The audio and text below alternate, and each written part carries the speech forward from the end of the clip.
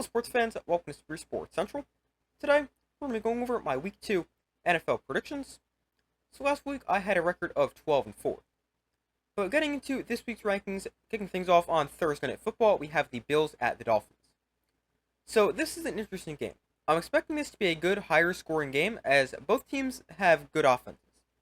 For the Dolphins, their offense is great, although running backs Raheem Mostert and Devon Achane are both dealing with injuries. But the Dolphins, they have a great offense, and they face a Bills defense that isn't the greatest. They allowed 28 points last week and don't have a great secondary, so I think that's going to lead to a big game for Tua and the Dolphins' passing offense. Now, on the other side of things, the Bills scored 34 points last week, which was the third most scored in Week 1 by any team, and Josh Allen has also owned the Dolphins in his career, as in 13 games, he has 36 total touchdowns and an 11-2 record. This game is also on Thursday Night Football, and when Josh Allen has played on Thursday Night Football, he has never lost. He's a perfect 6-0. But with Josh Allen's track record on Thursday Night Football and against the Dolphins, I'm going to take the Bills to win. But this is a game that can definitely go either way, but I'm going to take the Bills 29-24. Moving on, we have the Saints at the Cowboys. So both teams dominated in Week 1, as the Cowboys beat the Browns 33-17, and the Saints beat the Panthers 47-10. Now, the Saints' offense was great, putting up 47 points, but they don't have to face the Cowboys' defense, which might be the best in the NFL. But I'm definitely not expecting the Saints to score 47 points this week. In fact, I would be surprised if they get to 20. Now, the Saints also have a good defense, but the Cowboys' offense is good. They have the better offense, they have more playmakers offensively, and I think that's the difference. Cowboys win this one in their home opener by a score of 27-16. Next game, we have the Buccaneers at the Lions. So this is a rematch of the divisional round in the playoffs from last season, and I think this should be another good game. Baker Mayfield and the Buccaneers offense looked great last week in their win over the Commanders, and that is bad news for the Lions defense, as they allowed over 300 passing yards last week to the Rams. But the Lions offense was also good, especially on the ground, rushing for 163 yards. But they face a good Buccaneers run defense that allowed just 50 rushing yards to running backs last week. But this is a game that is going to be higher scoring. Both offenses are very good, and I think that's going to have this game be pretty high scoring. But the Lions are home. I think they're the better overall team, more well-rounded. Plus, their offense is better. And I'm going to take the Lions to win this one by a score of 31-27. Up next, we've got the Packers hosting the Colts. So the Packers are without Jordan Love for this game and the next few weeks after he avoided the worst case scenario, but he does have an MCL sprain that will keep him out the next few games. But the Packers will now be starting Malik Willis at quarterback, and he hasn't been great in his few starts as an NFL quarterback, as this is going to be the fourth start for Malik Willis and his 13th career game, but he is still yet to throw a passing touchdown and has barely completed 50% of his passes. Now, Willis does face a Colts secondary that isn't good, but despite a bad pass defense, I'm still expecting a very conservative pass game for the Packers. Now, for the Colts, last week, their offense looked pretty good. Anthony Richardson looked good despite completing just 9 passes. And the Colts now face a Packers defense that allowed 34 points last week and was hurt on the ground, allowing 144 rushing yards. I'm expecting the Colts to lean on the run game here with Jonathan Taylor and also Anthony Richardson with what he can do as a runner. But I think Anthony Richardson will have a good game as well. And I'm expecting the Colts to win this game by a score of 24-13, just because I don't think the Packers' offense will be good enough without Jordan Love. Up next, we have the Jets at the Titans. So the good news for the Jets is Aaron Rodgers made it through the game without getting hurt. The bad news, they got destroyed. But the Jets, they now play a Titans team that blew a 17-point lead last week and did so without allowing an offensive touchdown. Now, the Titans need quarterback Will Levis to play better after he threw 2 crucial interceptions last week. But it's going to be hard for Levis to play a good game because he faced a good Jets defense. Now, Aaron Rodgers wasn't great last week for the Jets with under 200 passing yards, but I think as the more he plays and the more he shakes off the rust after not playing essentially at all last year, I think he's going to continue to improve, make this Jets offense better. The Jets are the better team here, and they'll win by a score of 23-13. Up next, we have the 49ers at the Vikings. So the 49ers are coming off a good win over the Jets, and they did so without Christian McCaffrey. Now, we don't know if McCaffrey will play this week, as he's dealing with a lingering ankle/Achilles injury and has been limited in practice. But even without McCaffrey, the 49ers still ran the ball for 180 yards last week, and their offense looked just fine without him. Now, the Vikings, they were great in their Week 1 win over the Giants, and Sam Darnold actually looked good for one of the few times in his career.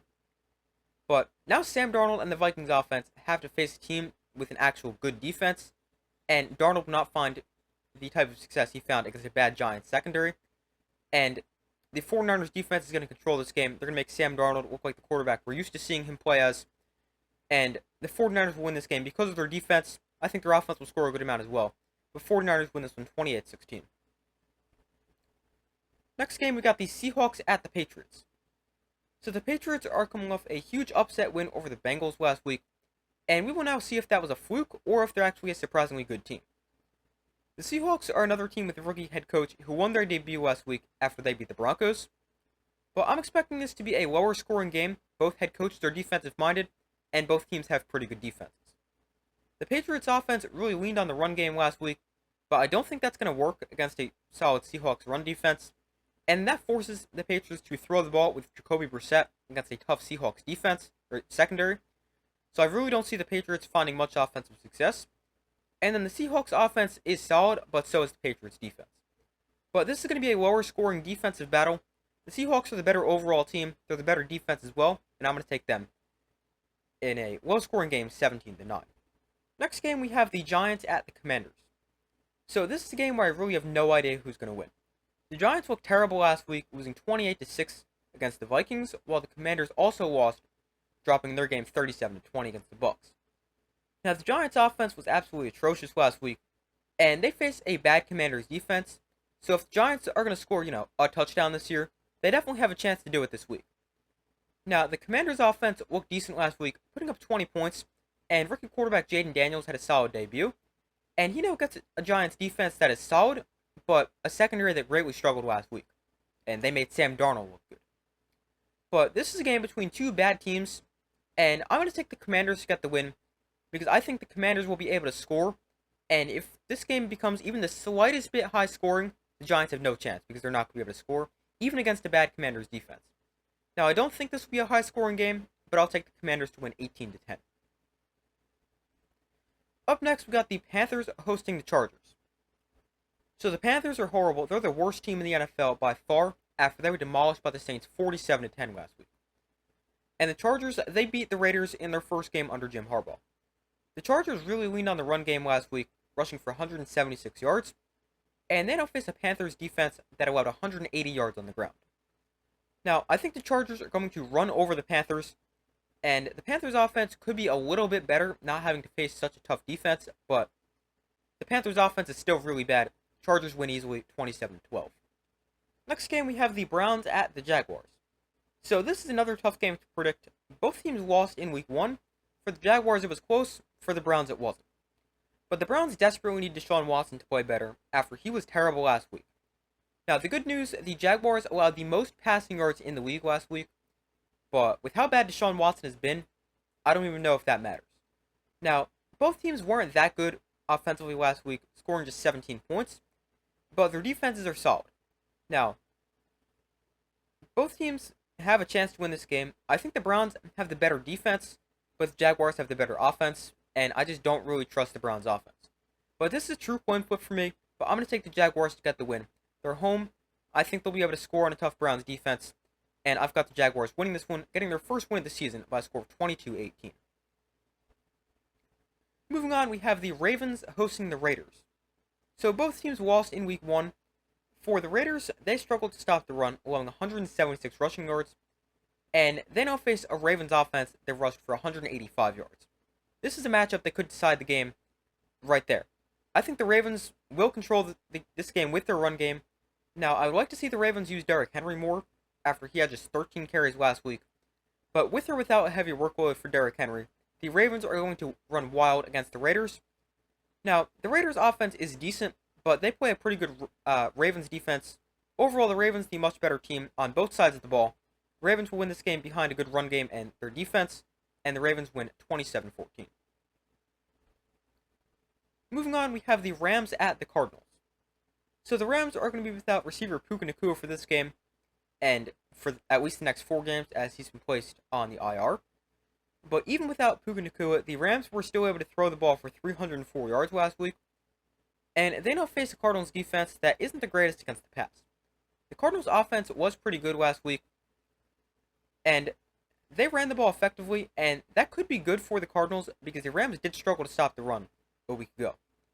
But even if the Cardinals are able to score and turn this game into a shootout, I think the Rams have the better offense. Matthew Stafford and Cooper Kupp were great together last week, and I think that will be the case once again. Rams offense loses them to victory 27-21. Moving on, we have the Steelers at the Broncos.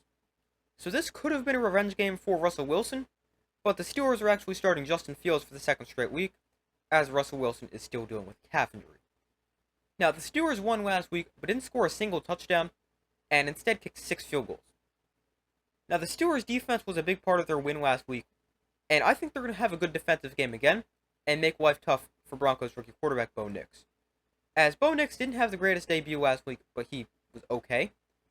But the Steelers, they're going to win this game behind their defense and also their ability to run the football, as those are the two things that led them to the win last week.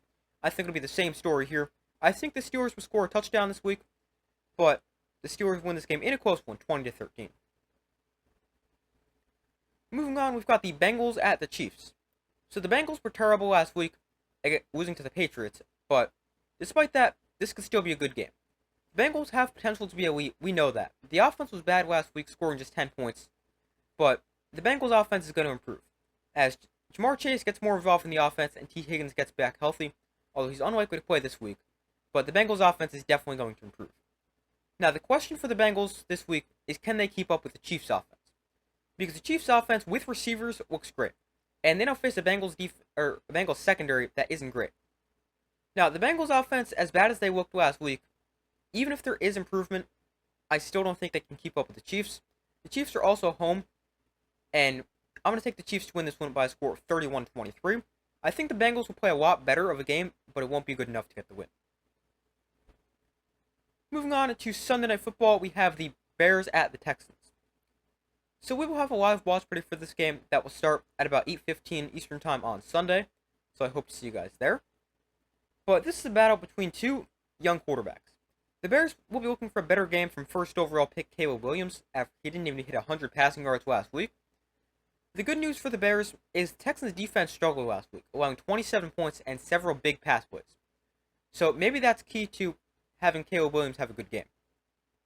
Then for the Texans, they're actually playing their first Sunday Night Football game since 2019. But their offense is good, led by C.J. Stroud, and despite facing a good Bears defense, I think the Texans' offense will find success and will lead them to victory. I think this game will be pretty competitive for the majority of the game before the Texans start to pull away late, and I've got the Texans winning 26-14. And our final game, we've got the Eagles hosting the Falcons on Monday Night Football. So we will also have a live watch party for this game, and that will start at about 8:10 Eastern Time on Monday, so again, I hope to see you guys there. But here we have a battle of the bird teams. The Eagles are coming off a win over the Packers in Brazil, whereas the Falcons lost to the Steelers 18-10. The Falcons need their offense to be much better, because it's going to be hard to win games scoring just 10 points, and it's going to be really hard to beat a good Eagles team by scoring just 10 points. Now, the Falcons do face an Eagles defense that wasn't great last week, allowing over 400 yards of offense, so maybe we can see the Falcons offense have a better performance, but it is Kirk Cousins in primetime, so you never know what you're going to get with him. Now, Eagles offense was great last week, putting up 34 points, and I think this game could become a higher scoring game, and I think that it will trend that direction, but the Eagles have the better offense. I don't trust the Falcons to be able to keep up, and I've got the Eagles improving to 2-0 with the 30-17 win. But those are my Week 2 NFL predictions. Thank you guys for watching. Be sure to like this video, subscribe, and turn notifications so don't miss any of your upcoming videos. I do my best to post as often as possible. Be sure to check out the community tab of my channel, where you guys can vote on who you think will win some of this week's big games. But thank you for watching. Be sure to like this video, subscribe, turn notifications. I do my best to post as often as possible, and I will see you in the next video.